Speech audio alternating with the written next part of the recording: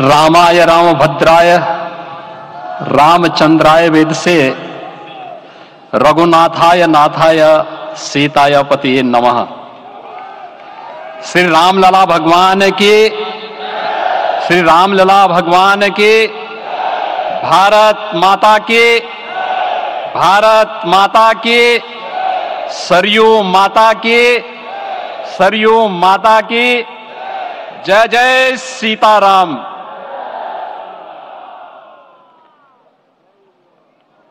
रामोत्सव के आज के इस कार्यक्रम के मुख्य अतिथि दुनिया के सबसे लोकप्रिय राजनेता भारत के माननीय प्रधानमंत्री आदरणीय श्री नरेंद्र मोदी जी, राष्ट्रीय स्वयंसेवक संघ के माननीय सरसंघ चालक श्रद्धेय डॉक्टर मोहन भागवत जी, प्रदेश की माननीय राज्यपाल श्रीमती आनंदीबेन पटेल जी, श्री राम जन्मभूमि तीर्थ क्षेत्र न्यास के अध्यक्ष पूज्य महंत नृत्य गोपाल दास जी, श्री राम जन्मभूमि तीर्थ क्षेत्र न्यास के कोषाध्यक्ष पूज्य स्वामी गोविंद देव गिरि जी, महासचिव सम्मान्य श्री चंपत राय जी, देश के कोने कोने से यहां पर पधारे पूज्य संतजन, अपने अपने क्षेत्र के नेतृत्व देने वाले सभी उपस्थित महानुभाव, रामोत्सव के इस पावन पर्व के अवसर पर आदरणीय प्रधानमंत्री जी का मैं आप सबकी ओर से हृदय से स्वागत करता हूं, अभिनंदन करता हूं। इस अवसर पर पधारे राष्ट्रीय स्वयंसेवक संघ के सरसंघ चालक आदरणीय डॉक्टर मोहन भागवत जी का, अन्य समागत अतिथियों और महानुभावों का मैं हृदय से स्वागत करता हूं, अभिनंदन करता हूं। प्रभु रामलला के भव्य दिव्य और नव्य धाम में विराजने की आप सभी को कोटि कोटि बधाई। 500 वर्षों के लंबे अंतराल के उपरांत आज के इस चर्चित प्रतीक्षित मौके पर अंतर मन में भावनाएं कुछ ऐसी हैं कि उन्हें व्यक्त करने के लिए शब्द नहीं मिल रहे हैं। मन भावुक है, भाव विभोर है, भाव विह्वल है। निश्चित रूप से आप सब भी ऐसा महसूस कर रहे होंगे। आज इस ऐतिहासिक और अत्यंत पावन अवसर पर भारत का हर नगर, हर ग्राम अयोध्या धाम है। हर मार्ग श्री राम जन्मभूमि की ओर आ रहा है।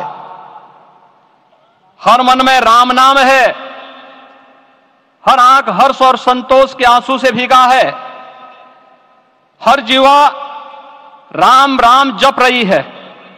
रोम रोम में राम रमे हैं, पूरा राष्ट्र राममय है। ऐसा लगता है हम त्रेता युग में आ गए हैं।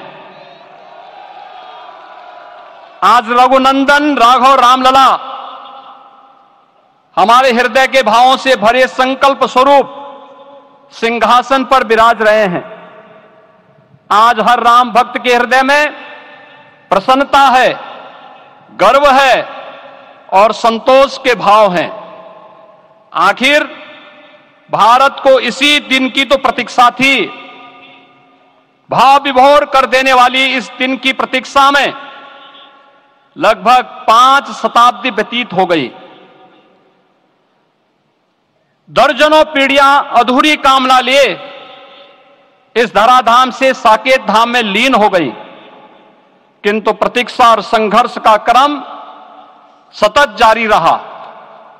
श्री राम जन्मभूमि संभवतः विश्व में पहला ऐसा अनूठा प्रकरण होगा जिसमें किसी राष्ट्र के बहुसंख्यक समाज ने अपने ही देश में अपने आराध्य की जन्मस्थली पर मंदिर निर्माण के लिए इतने वर्षों तक और इतने स्तरों पर लड़ाई लड़ी हो।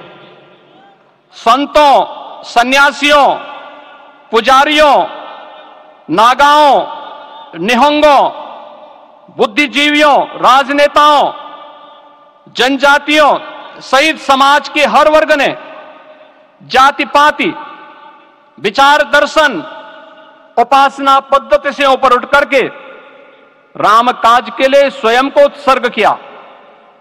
अंततः वह शुभ अवसर आ ही गया जब कोटि कोटि आस्थावानों के त्याग और तप को पूर्णता प्राप्त हो रही है। आज आत्मा प्रफुल्लित है इस बात से कि मंदिर वही बना है जहां बनाने का संकल्प लिया था। संकल्प और साधना की सिद्धि के लिए हमारी प्रतीक्षा की इस समाप्ति के लिए और संकल्प की पूर्णता के लिए आदरणीय प्रधानमंत्री श्री नरेंद्र मोदी जी का हृदय से आभार और अभिनंदन। माननीय प्रधानमंत्री जी, 2014 में आपके आगमन के साथ ही भारतीय जनमानस कह उठा था कि मोरे जिय भरोस दृढ़ सोई, मिलहि राम सगुन शुभ होई। अभी गर्भगृह में वैदिक विधि विधान से रामलला के बाल विग्रह के प्राण प्रतिष्ठा को हम सब साक्षी बने हैं। अलौकिक छवि है हमारे प्रभु की, बिल्कुल वैसे ही जैसे तुलसीदास जी ने कहा कि नव कंज लोचन कंज मुख कर कंज पद कंजारुणम। धन्य है वह शिल्पी जिसने हमारे मन में बसे राम की छवि को मूर्त रूप प्रदान किया है। विचारों और भावनाओं की विहलता के बीच मुझे पूज्य संतों और अपनी गुरु परंपरा का पुण्य स्मरण हो रहा है। आज उनकी आत्मा को असीम संतोष और आनंद की अनुभूति हो रही होगी। जिन परंपराओं की पीढ़ियां श्री राम जन्मभूमि मुक्ति यज्ञ में अपनी आहुति दे चुकी है, उनकी पावन स्मृतियों को मैं यहां पर कोटि कोटि नमन करता हूं।